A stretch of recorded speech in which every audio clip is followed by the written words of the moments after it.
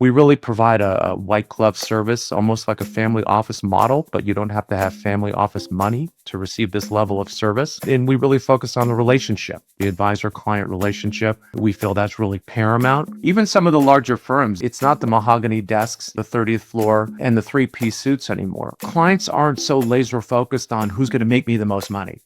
They're laser focused on who's going to look after me, who's going to look after my family, and who do I feel most comfortable with is going to have my best interests at heart first and foremost. Welcome to Business Ninjas, brought to you by WriteForMe, where you'll hear from business leaders who are out there growing their business and slaying it every day. Learn from the masters. Let's get started.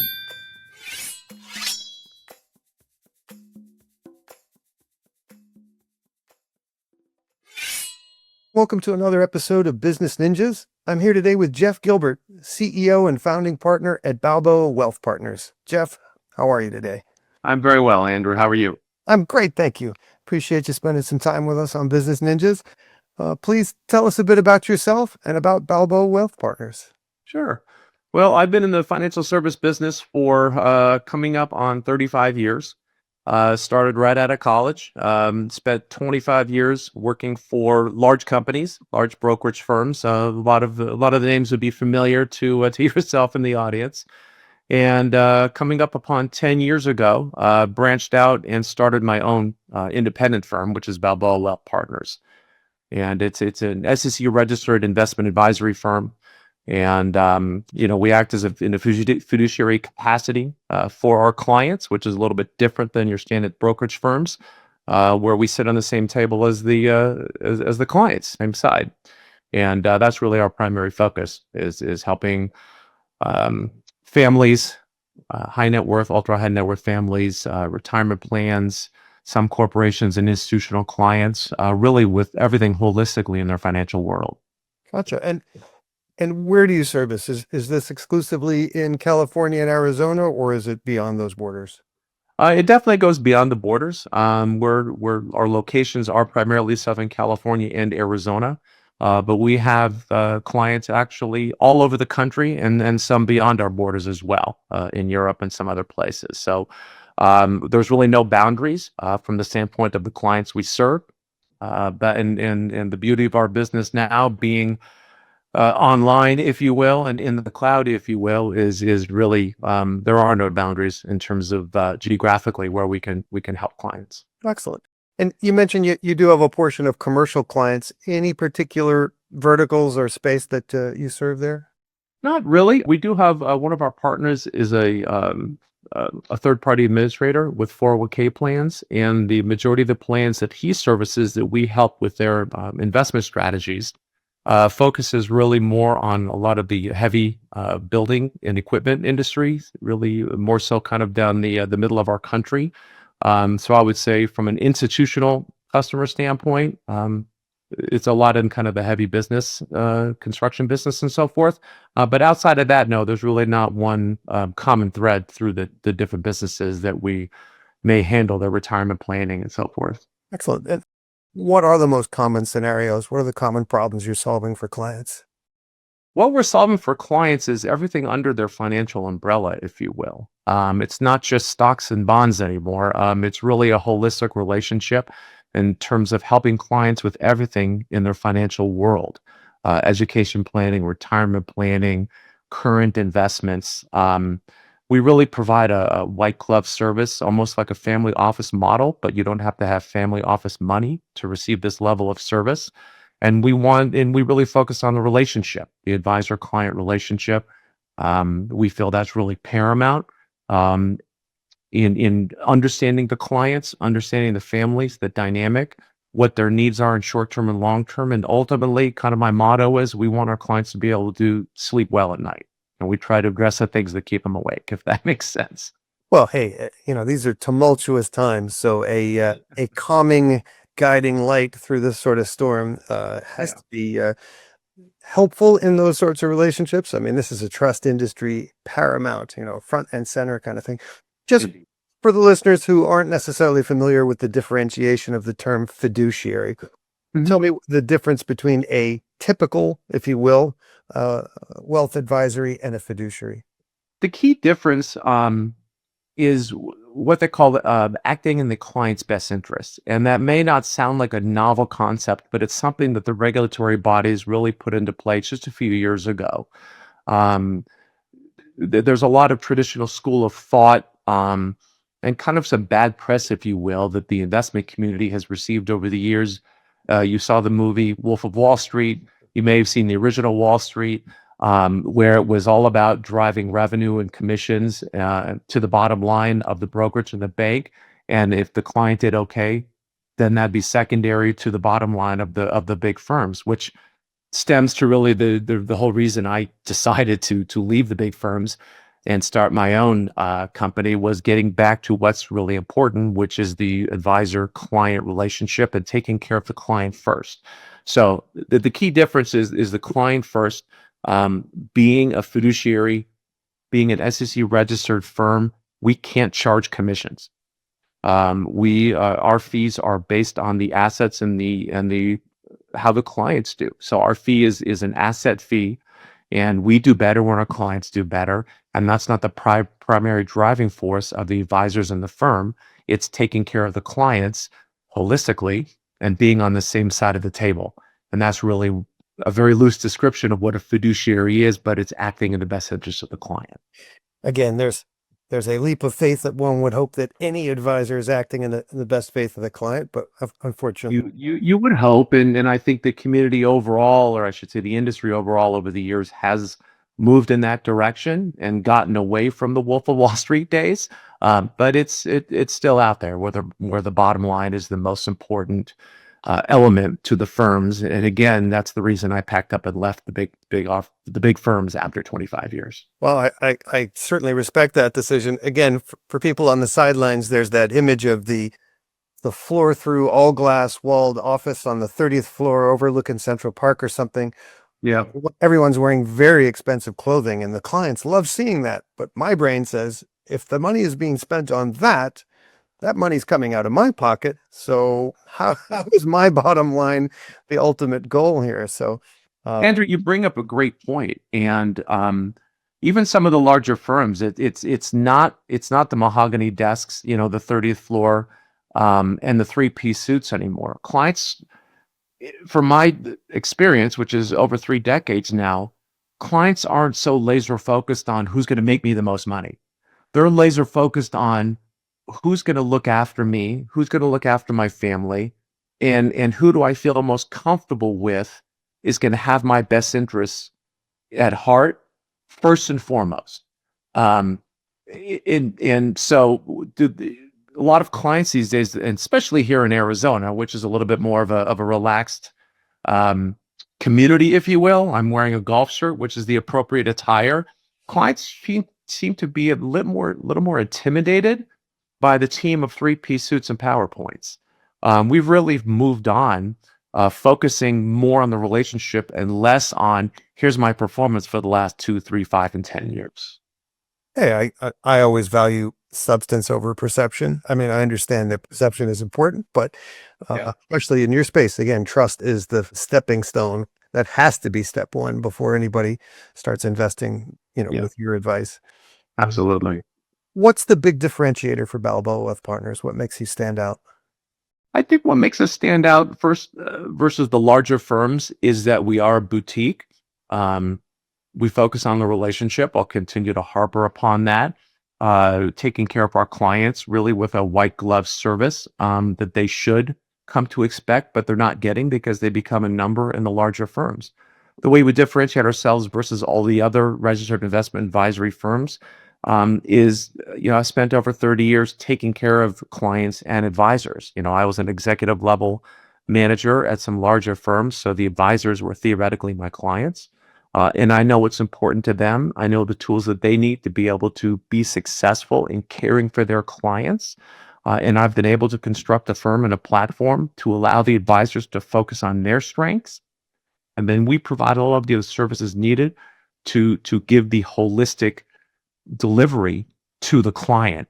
And that's really been our catalyst for growth. That's what I've been able to focus on, and I found is a key differentiator versus our competition. Excellent. Excellent. You said Balboa's been around for about 10 years now, which means that halfway into your existence, you had the interesting hiccup of COVID. Yes. Yeah. Tell We me, all had that interesting hiccup. Yeah. yeah, yeah. Tell me about the challenges and opportunities of growing a business and helping sustain other people through such a time. That's a great question. On a personal level, I moved from California to Arizona right in the middle of COVID, and we could spend an entirely separate podcast on that experience. From a business standpoint, they say some good comes out of bad or tragedy. Mhm. What came out of COVID for us from a business standpoint was proving our model. And what I mean by that is that there wasn't a need to have a focus of face-to-face interaction with clients to be able to properly care for our client, to enhance the relationship and to provide the services. We're talking on Zoom. Zoom became a household name, I think, probably more so during COVID outside of the business community. Our advisors were able to really not miss a beat because of our tech stack and our capabilities to work really from anywhere with a secure internet connection. So clients became a lot more comfortable interacting with their advisors the way that we're talking right now via Zoom. And it provided, like I said, a seamless transition for us to be able to continue to do the things for our clients without having to meet in person and be in an office in which to do that. So it proved our model. What came out of COVID was proving our model, and proving it more so to the investment community and our clients that we're still on top of things and we're not going to miss a beat. Excellent. Hey, continuity is important as people grow old and look at retirement, and the security blanket that you hopefully have provided for them for the rest of their lives. Things like pandemics and supply chain nightmares don't make them sleep so well. Yes, exactly. It's a good thing we weren't toilet paper salesmen back during COVID. So that would have been a whole different set of challenges. Yeah, human nature is a study. I remember the first time we went to Costco in the middle of the pandemic, and we were watching people with those pallet carts covered before they were limiting access. Yeah. It's, Yeah. Again, a whole nother podcast. Toilet paper is produced in Kentucky, not overseas. So I'm not sure what the problem was, but that was an interesting social experiment and nothing else. all right. Put on your marketing hat for a second. How has Balboa been telling its story? What role has content played in the growth of your business? First and foremost, it was word of mouth. I spent the majority of my career in Southern California in Orange County. Um, and when I started the firm, obviously, I had a lot of connectivity in our industry, not just in Southern California and beyond. So I was able to get the word out through word of mouth more than anything else in terms of what I'd started and what we were building. Shortly after that, I was introduced to a marketing company whose founder used to be a financial advisor. So she had a very good understanding of our business. I didn't have to start from scratch in terms of explaining it to her and her team, um, the value of what we were building. So we started working with them, and it was really just through social media, email campaigns, and so forth that we were able to get the word out into the investment community, into the other advisors that I was focusing on trying to build my company with. And that got down obviously into the community itself. Um, I did experiment a few things here and there with some writing some articles for some different publications. But it was really more so word of mouth and just getting the brand out there for name recognition. And we've been able to grow that, obviously, as we've gotten bigger. We've expanded our marketing capabilities a bit holistically.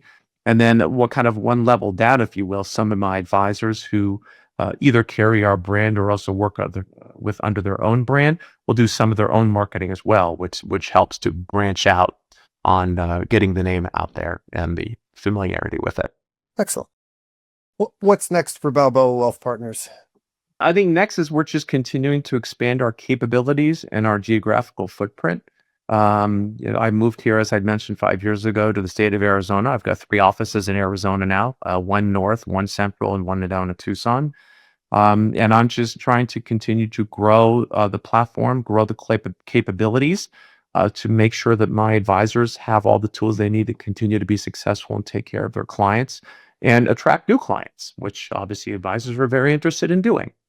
Um, so that's it. I just want to continue to grow the footprint, make sure I have the infrastructure to handle that growth, and just continue to focus on doing the right thing. And it takes care of itself from there. Excellent. Hey, again, on paper, the theory of hiring someone to advise your wealth, one would hope that everyone in your space has that sort of mentality and moral fiber. Unfortunately, we've certainly read stories otherwise. So, but We certainly have, but that's what helps to give companies like mine, a leg up or an advantage, if you will. gotcha. Look down the road a year from now. What are some things you'd like to be celebrating personally and professionally? Well, personally, I'd like to enjoy the last year in my 50s before I hit a magic number, which none of us like to hit. So I'll be celebrating my last year doing that. Obviously, work-life balance is important. My wife and I have a trailer and enjoy going camping. And thanks to Starlink, I'm never disconnected from the business, so I'm able to go out and camp and do things like we're doing right now, and nobody is the wiser as to where my location is. So continuing to enjoy that, but from a business standpoint, I want to just continue to grow the brand.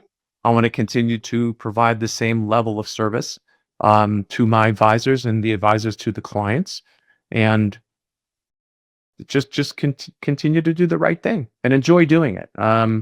The most important thing where I'm concerned is I really enjoy getting up every morning and doing what I do. And people say, well, when are you going to retire? And I say, well, I'm a lousy golfer.